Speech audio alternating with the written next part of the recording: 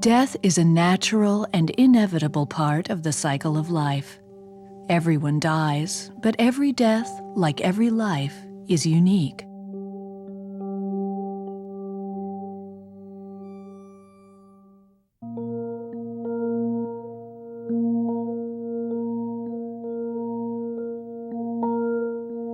The quality of life for dying individuals and their families has been deeply affected by the advent of hospice care. Hospice is generally thought of as a concept of care, which is offered to people in the final 6 months of life. Its focus is primarily palliative care or comfort care. That means that we take great pains to help eliminate people's pain, and also that we manage their symptoms to the best of our ability. In addition to that, hospice also tries to address the emotional and spiritual needs of a given client and their family during this very challenging time.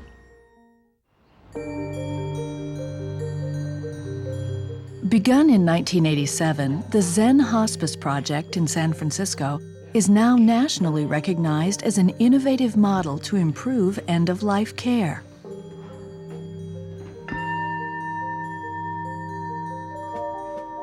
Inspired by a 2,500-year-old Buddhist tradition, Zen Hospice combines spiritual insight with practical social action.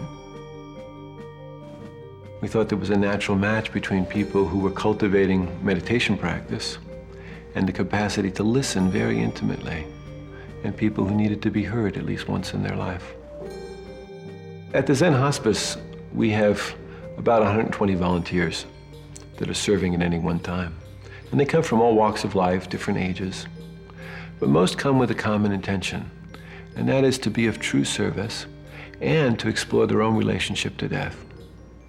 Hi, Gary. Hi, Robert. Here's your tea, my friend. A volunteer does a lot of different things, and we do things on a practical level where we literally help people with their needs, their physical needs. We do things on an emotional level where we provide them with someone to talk to, someone to reveal what's really going on with them as they go through the process of dying, as they go through the process of letting go. When you're dying, it's hard work.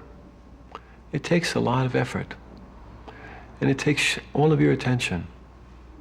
And so here at the hospice, what we try to do is support that individual in a way that meets their needs as they've defined them, not as we've defined them.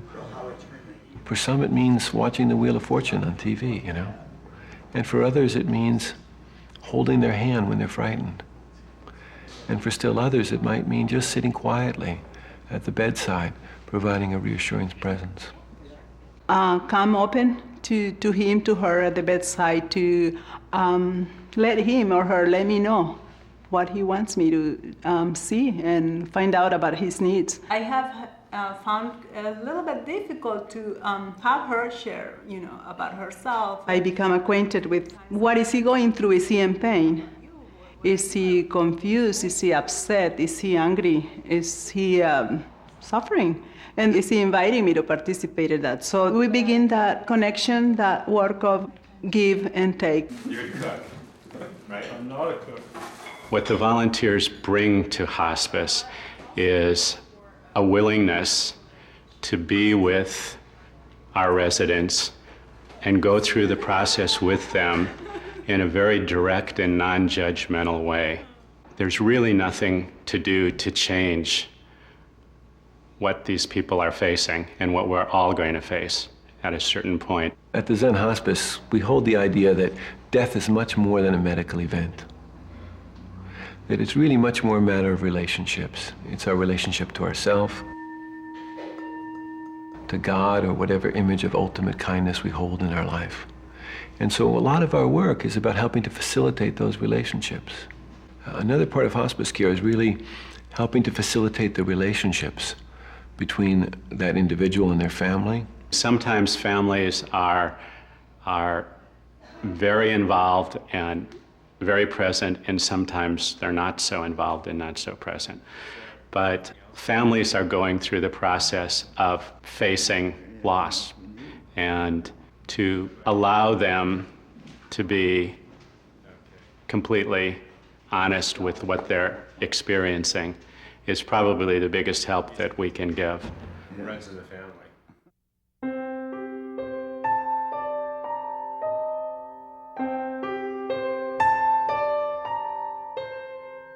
His name was Nate.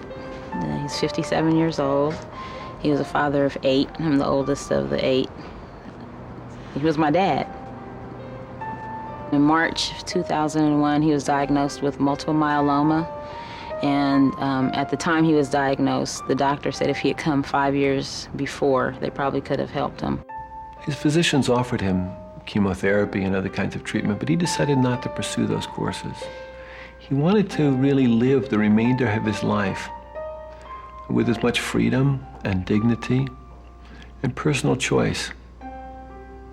And so he came to live with us here at the hospice. What was difficult for him was that he had children who couldn't accept that their dad was dying and wouldn't let him go. And he pretty much made the decision on his own because nobody wanted to talk about it or deal with it. I was angry because I felt like he was giving up. I didn't come here to visit him until he was here about a week because I was still pretty angry. And then I'd say 2 weeks into his stay here that I was involved with, it was very clear to me that it was something totally different. It wasn't at all the clinical type of feeling that you get at a hospital. They just made it okay. It was okay for us to be in the room laughing and watching TV, or my son doing flips in the living room, and they made it okay for us to cry. To them, death isn't some deep, dark secret or horrible end. It was just part of life. And even though somebody's was coming to an end, we all felt comfortable with it because he was taken care of and he was happy and he had come to terms with a lot of things here. Nate made sure to make good use of his time. He went to visit one of his sons who he was estranged from. What was most important to Nate was having friends and family around him and making sure that those relationships were clean, that he had finished whatever was left unsaid. He started to become very different. When he came here, he started to reflect about a lot of things. He was talking a lot more. It was this letting go, this loss process. And just to be honest, what he wanted was someone to be honest. And Nate was a beautiful man with a beautiful heart. When Nate died, we practically had to pull every chair that was in this house into his room because so many people came to visit him.